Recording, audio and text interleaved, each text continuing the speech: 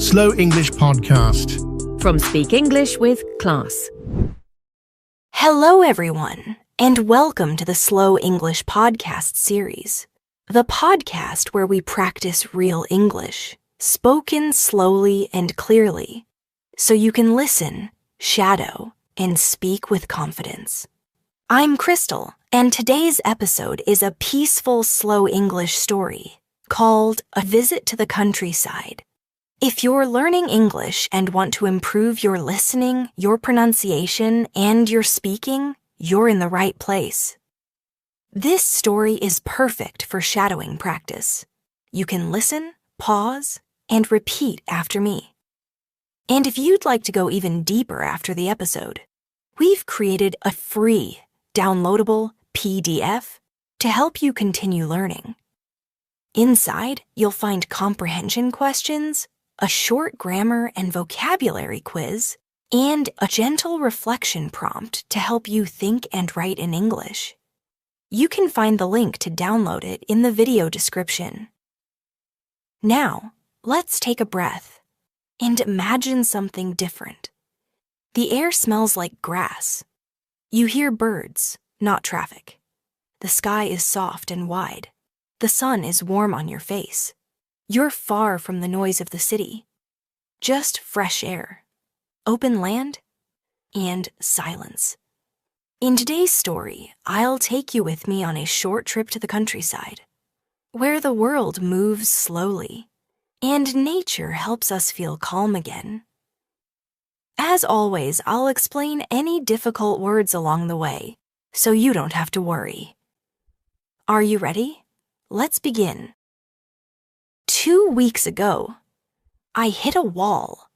No, don't worry. I didn't crash into an actual wall. Hit a wall is an English expression. It means you suddenly feel like you can't go any further, mentally, emotionally, or even creatively. Like your brain just says, that's enough. And that's exactly how I felt. I was tired, not just physically tired, but tired of everything. The noise, the screens, the rushing. Even my phone felt too loud. I couldn't focus. I wasn't sleeping well. Every day felt like a repeat of the last one. Then one evening, I met my friend Claudia for coffee. She looked different. Peaceful. Lighter. I asked, "What happened to you? You look so calm." She smiled and said, "I went away last weekend. To the countryside, alone. Just for 2 days. But it changed something in me." I laughed and said, "The countryside? That's just cows and trees." But Claudia shook her head. "No, it's space. It's silence. It's what your brain is asking for." She wasn't wrong. That night, I lay in bed, scrolling. But nothing was interesting anymore. My mind felt heavy. Even my favorite music didn't help. So the next morning, I opened my laptop, and I booked a small guest house in the countryside. Just for 2 nights. Just to try. I wasn't excited. I was still tired, still unsure. But something in me whispered, maybe you need this. I took the train in the early afternoon. I had packed snacks, some music, even a book, but I didn't touch any of them. Instead, I looked out the window. At first, it was all highways, traffic, and tall gray buildings. But slowly, the view began to change. The buildings got smaller. The roads became quiet. The streets turned into fields. And the gray city slowly faded behind me. After almost 2 hours, the train arrived at a tiny rural station. Rural means a place in the countryside, far from cities, where life is quiet, simple, and close to nature. I stepped off the train. No taxis, no honking, no people rushing, just fresh air and silence. I walked down a narrow road, dragging my small suitcase behind me. The only sounds were birds singing, and the soft wheels of my bag on the ground. I passed wooden fences, sleepy trees, and a single brown goat chewing grass near a mailbox. After about 10 minutes, I found the guest house Claudia had recommended. It was small and white, with flowers growing in the window boxes. A wooden sign outside said, "Welcome." Take your time. That made me smile. The owner came out to greet me, a kind woman in her 60s with short gray hair and a soft scarf. She looked at me kindly and said, "You must be Krystal. We've been expecting you." She showed me to my room. There was a warm bed with a thick blanket, a small wooden window, and walls made of stone. No TV, no desk, no noise, just a quiet, open space. I put my phone on the side table and didn't pick it up again. Then I stepped outside to the porch and sat down. A porch is a small covered space at the front of a house where you can sit and relax. There was a gentle breeze on my face. The air smelled clean, like grass, leaves, and something sweet in the distance. For the first time in weeks, I didn't feel like I had to do anything. I didn't have to reply, or check, or scroll. I just sat and breathed. The next morning, I didn't wake up to an alarm. Instead, I woke up to the voice of a rooster. It was loud and funny, but also kind of charming. Not a phone, not a calendar reminder, just a real bird saying good morning in its own way. Sunlight touched the wooden window, and I stretched slowly. I felt rested, like I had slept for the first time in months. I stepped outside and walked barefoot onto the porch. Barefoot means with no shoes or socks, just your feet touching the ground.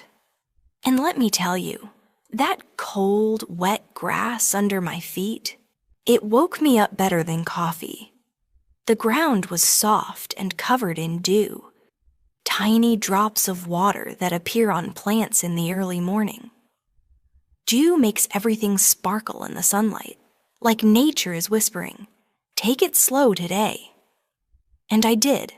I took it slow. I decided to go for a walk. Behind the guest house was a narrow dirt path, not a paved road, just soft earth with stones and dry leaves. A dirt path is a natural trail made of soil, the kind you follow with your heart, not a map. So I followed it, just listening to the sound of my own footsteps. On both sides, there were wide open meadows. A meadow is a big, grassy field, full of wildflowers, soft hills, and space to breathe. Standing in the middle of that field, I felt so small but free. The wind moved through the tall grass. Some cows were nearby, slowly grazing. Grazing means animals are calmly eating grass. No rush, just peace. And watching them, I felt the same. No rush, just peace. I kept walking. Soon I passed a small wooden farm. A man was outside, gently placing strawberries into a basket, fresh, warm, and red. The air was filled with an earthy smell, like soil, sun, and growing things. And honestly, I could have stayed in that smell forever. He saw me and waved. "Try one," he said. I did, and oh, it was warm from the sun. Sweet and juicy, like it had never seen a refrigerator. We talked for a minute. His name was Peter. He and his wife had lived there for more than 20 years.